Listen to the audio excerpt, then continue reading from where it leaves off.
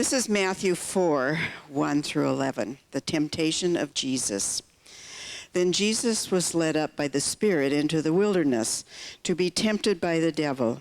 He fasted 40 days and 40 nights, and afterwards he was famished. The tempter came and said to him, "If you are the Son of God, command these stones to become loaves of bread." But he answered, "It is written, one does not live by bread alone, but by every word that comes from the mouth of God."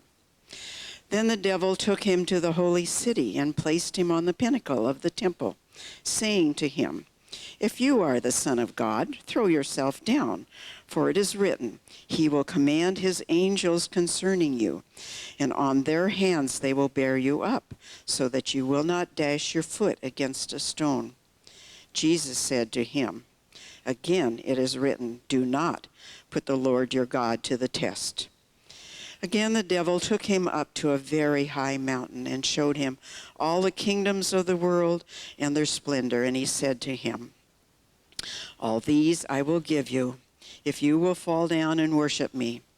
Jesus said to him, "Away with you, Satan, for it is written, worship the Lord your God and serve only him." Then the devil left him. And suddenly angels came and waited on him. And may God add a blessing to those ancient words. And may they be the gospel and spiritual resources for us as they come alive and remind us of the way in which God's love interacts with us, even when we may feel like we're in the wilderness. Would you pray with me? Gracious God, we ask that in the midst of this gloomy, wet day, you find ways to water our hearts and to awaken our minds so that as we leave today, we might know that your love is so powerful and so available that it is stunning to us. So help us to see it in our own lives. Help us to see it in the eyes and the faces of those who have gathered here today so that we can carry with us a kind of integrity and sense of inspiration and commitment to making the world a kinder and gentler place after the manner and the spirit of Jesus. And we say together, Amen. It's great to see you. We're going to unpack the sabbatical. How many of you enjoyed the summer of adventure? And if I were to interview you, could you quickly come up with one activity that you really loved? And was it an adventure in that the definition of adventure is that you don't know exactly what the outcome is going to be before you start? Good surprises? Any bad ones? Challenging ones. So today I'm going to talk about loneliness and solitude.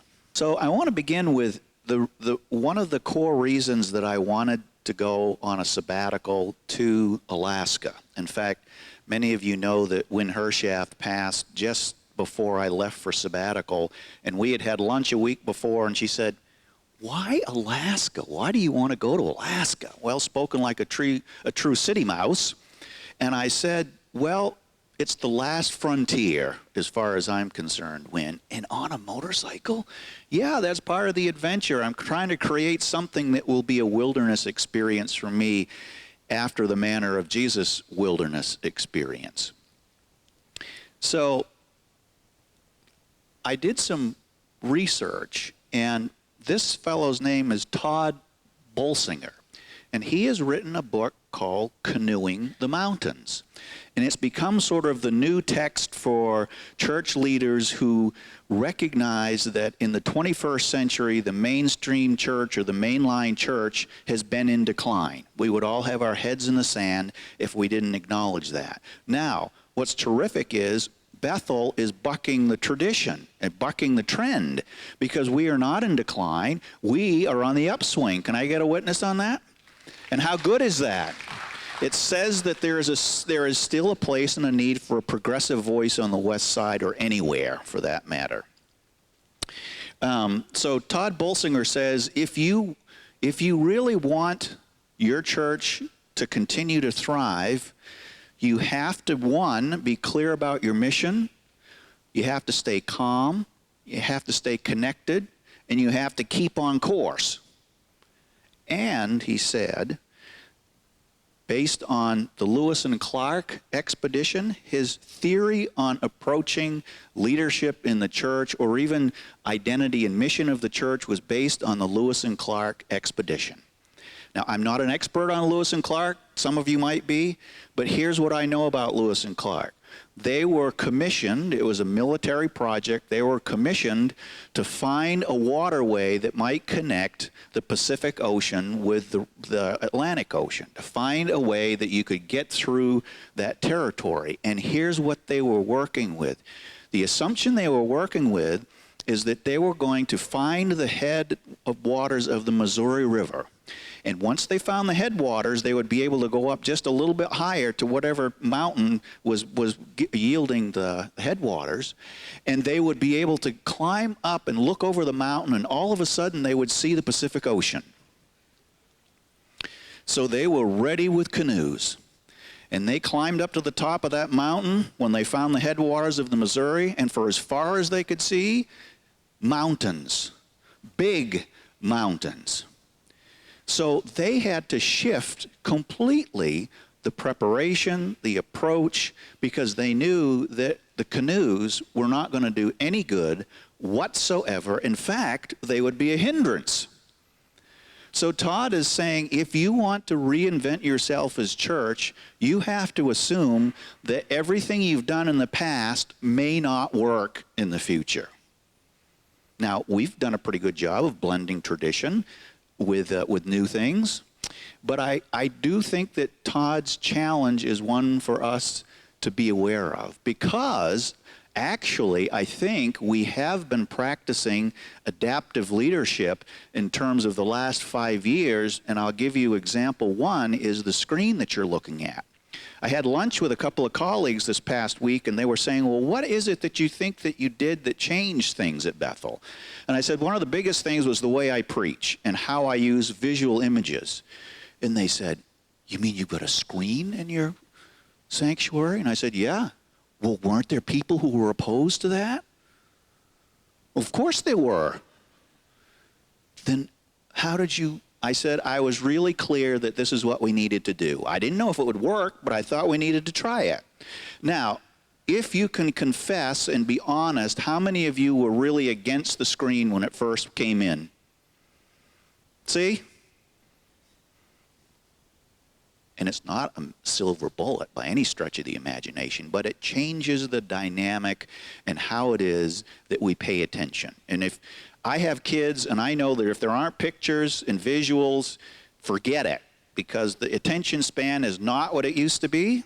And so I could either pretend that just preaching the same old way was going to be effective, or I could stick my foot in the water and try something. So we've been doing some adaptive leadership already, and I wanted to study and find out more about it to see how else we could continue to grow. So here's the definition. Read this with me if you can see it. Leadership equals energizing a community of people toward their own transformation in order to accomplish a shared mission in the face of a changing world. Now, unfortunately, that's a little bit tricky to memorize. It's a little bit long, but there are key pieces. Energizing a community of people, well, that's us, toward their own transformation, which means I have a role in that, but you all do too. And we have to have a shared mission. And guess what? The world's changing. The world's changing. You know, the funny thing about church is that sometimes we're sort of the last ones to figure out that the world is changing, and everybody else, every other kind of organization, group, from the Oregon Symphony to you name it, corporations, they're realizing that you can't just keep doing things the same way. Can I get a witness on that? Anybody nervous yet? There were some additional study resources, and this was a terrific book that we made available. How many of you were able to read some of this, at least in part? I thought it was a terrific book. Yes, lots of the references are about wilderness, but I found myself thinking, there's a lot of application here, even if I'm not in the wilderness. So I found it to be a very helpful book. This was another book that I used, Richard Rohr's book, and I wanted to spend a little bit of time on male spirituality in particular. And so this is a book on the threshold of transformation, and it's a book of daily meditations, and I would use that in my times when I was in a place to do that. And here's another one of those God things. I got this book in the mail 2 weeks before my sabbatical, and I don't even know why I got it. This is a prior unpublished works of Henry Nouwen, who was most famous probably for his work called Wounded Healer. And so it felt like, I don't know how I got it, just showed up in the mail. Following Jesus, finding our way home in an age of anxiety. Does that resonate with anybody? Thank you. Just wondering. Yeah, no, I think we're in a pretty anxious world right at the moment. Let's just name it. But wait, there were some other things that I read as well. And what intrigued me is that I went to a used bookstore in Anchorage when I knew I was going to have some time on my hands. And I just let myself be pulled to whatever it was that seemed to resonate in my soul. And all of the other resources were by white guys. And these resources, the first two I met, were actually written by women, which I thought was kind of interesting. And I haven't seen the movies. Has anybody seen The Art of Erasing the Rain? And is the movie? Was it any good? Did you read the book first? Did it live up to the book? Good. Because sometimes, you read a book, you go see the movie, and you're like, oh man, where did they get that from? Right? Can I get a witness on that? Hey, I would recommend any and all of these to you. So as I said, this for me, and I'm sure for you, was a real adventure. And of course, adventures, you don't know what the outcome is going to be until you try it, and there's always risk. So, the first 10 days of my sabbatical, June 9th, I went rolling out of here. What a wonderful service that was. Oh my gosh, so terrific. And Catherine Thornton's sermon about vulnerability, I kept thinking about that the whole time I was riding this motorcycle, because this is one of those derb things where I had seen pictures of the GS 1200 loaded like that for 40 days. I had done my research. I had talked to people. I knew the bike could handle it. What I didn't know is that I couldn't really handle it. So it's really built for somebody who's like 6'3" and about 220, who can throw that thing around. So the thing when I took off, and I actually looked at the video because Stan's incorporated it. I would encourage you to look at that if you haven't. I almost dumped the bike right out here as I swung around. Unfortunately, there was no gravel, so I could accelerate and take off.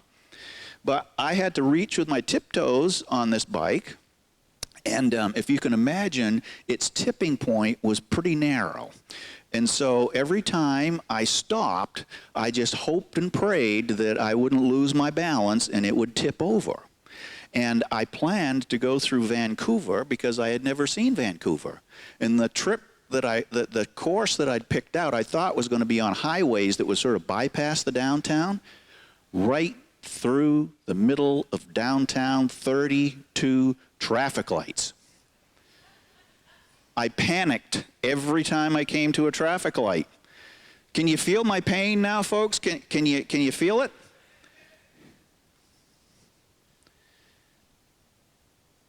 It was a dream at 65 miles an hour.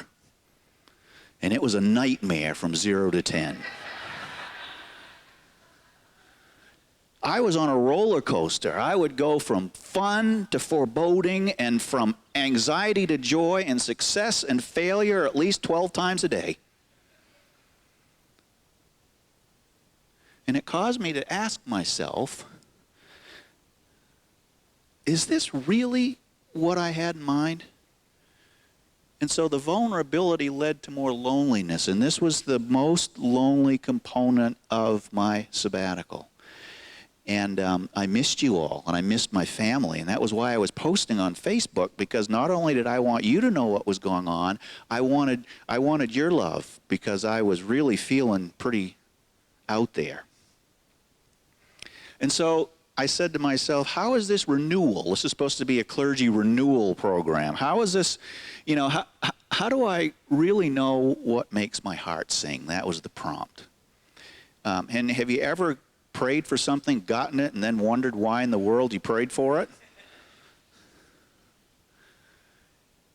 And, I really asked myself, do I even know what I want?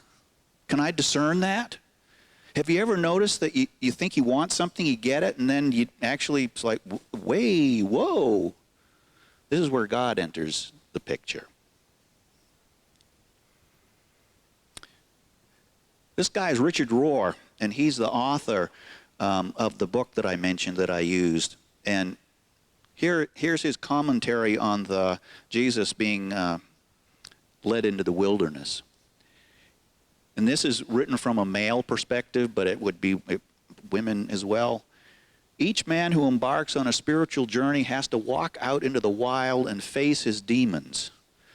Mark's gospel tells us that the Spirit drove Jesus out into the wilderness, which seems to indicate that we'll probably not go into our own wilderness until forced into it by circumstance. It also says that he was with the wild beasts, and finally the angels waited on him. So it seems that a man who's brave enough to face his demons may also encounter the better angels of his nature. The sequence, though, is essential. Wild beast first, angels second. Shadowy material resides inside each one of us, but the man who's willing to face his own capacity for darkness will discover his deepest inner goodness in the presence of the divine within him. Some men never discover the divine presence within because they can't bring themselves to face their demons. Don't try to engineer this process or manufacture any angels. It will be done to you. Just don't hate or fear the falling. Well, you all know that I did fall. I fell on several occasions. So I started thinking, what are some of my demons? And believe me, I'm not looking for a group therapy session here. I'm just simply saying these were my experiences, and I'm guessing I'm a little bit like most other human beings, that we have our demons, we keep them in the closet, we may not even know them until something happens that forces us to see them. So here's one of my demons. This comes from my being a 1 on the Enneagram. Never quite good enough. Gee whiz, I made this plan. I'm thinking to myself as I'm driving through Vancouver, what idiot would not figure out that you were driving through the middle of the city? Boy, that was really excellent planning. Not quite good enough. And here's another one. Well, I don't need any help from anybody. Can I get a witness on that? Oh, I don't need any help. I'm going to do it myself. In fact, if I need any help, it means I've failed. I catastrophize. Heard that word before? Catastrophize. If the worst can happen, it sure as will. Instead of the good outcome could happen, because the reality is you don't know. So which way are you looking? I can be a self-propelled agent of negativity. That was a quote from my journal. Anybody relate to that? I'm much more insecure on the inside than on the outside. In fact, I remember I'd been here for 5 or 6 years, and somebody asked me right before worship, how you doing? And I said, I'm really anxious about my sermon. They looked at me and said, you're anxious? You never look anxious. I'm good at pretending. Am I a fraud? Anybody you ever ask yourself that? in whatever profession you're doing or whatever even as a parent, sometimes, we're supposed to know what we're doing, right? Well, sometimes we do and sometimes we don't. And I'm thinking, why am I having so much trouble on this trip when I'm supposed to be the leader of a faith community which says nothing can separate you from the love of God? I guess I'm human. So there were some angels, and I'll say more next week about the particular stories around angels that came to my aid. But these angels were sort of written materials that helped me interpret and make sense of what had happened. And this is actually from the Renewal in the Wilderness book. The challenge of the wilderness reveals creativity, competence, and resiliency. And I discovered when I pulled my head out of my stomach, I realized that, yes, there was some competency and some resilience and some creativity, only when forced into it. And then this is actually a quote from Paul Tillich, which Lionsberger uses in his book, the Renewal in the Wilderness. Language has created the word loneliness to express the pain of being alone, as it has created the word solitude to express the glory of being alone. Now, I want you to think about that just for a minute or two. Loneliness is about the pain of being alone. Solitude is the glory of being alone. If I gave you a little more time to think, could you think of some examples of how it is that you've experienced loneliness and solitude? So here's what I discovered is that because I was so in touch with loneliness, when I got to the place where I could know that I was safe and that it was going to be okay and that the journey would continue and that God indeed was with me, and guess what? God had decided that this summer of adventure was going to be something different than I had planned. How about that for an attitude adjustment? Rather than it being the macho accomplishment of a guy who's 59 years old who can ride a motorcycle for 40 days in the wilderness of Alaska, it became the guy who couldn't do that because you had to do something else that was even more important. And it was more about vulnerability and strength than it was about machismo. So I got to the place where loneliness morphed into solitude. And here's the difference. Loneliness, you're completely disconnected with everybody, everything, with God. Solitude, you can be intensely connected to God or to others simply by trusting and knowing that you're connected.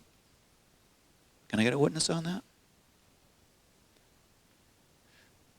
So when we get ready to pray soon, Beth and Rod are just simply going to sing a lovely chant from our hymnal called In Solitude. In solitude I come to God in prayer. Not in loneliness, in solitude. So I'm going to give you a trailer for next week. How many of you remember ABC Wide World of Sports? Now this is going to be an age issue here, so I apologize for that in advance. And how many of you remember the tagline? The thrill of victory and the agony of defeat. And so I went to the website and I looked for, this was one of the clips of the thrill of victory. Now, it kind of weird, but so here's the other thing that's weird about it. I found dozens of pictures of the agony of defeat. It was very easy to find those pictures. You'll remember the skier coming down the side of the hill, falling, and we're all going, oh, every time I saw it, I'm like, really, why do you keep doing that? So as you think about next week, a little bit of homework for you is to think about some experiences that you've had that felt like victories or felt like defeats, and what life lessons did you learn, and how is it that that shapes who you are and where God is in your life.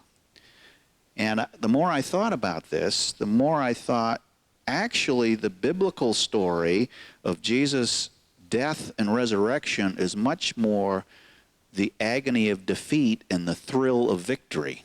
So it could be that the sequence is important. That's your other little piece of homework to think about for this coming week. I'm glad to be here. I'm glad you're here. Just know that I will continue to unpack this, not simply to draw all the attention to me, but hopefully encourage you to think about, what does this say about my life, and how does it inspire me to think about it and to live into it in ways that might be new and different. And the people were heard to say, Amen. Welcome to Bethel Congregational UCC. No matter where you are on your faith journey, you're welcome here.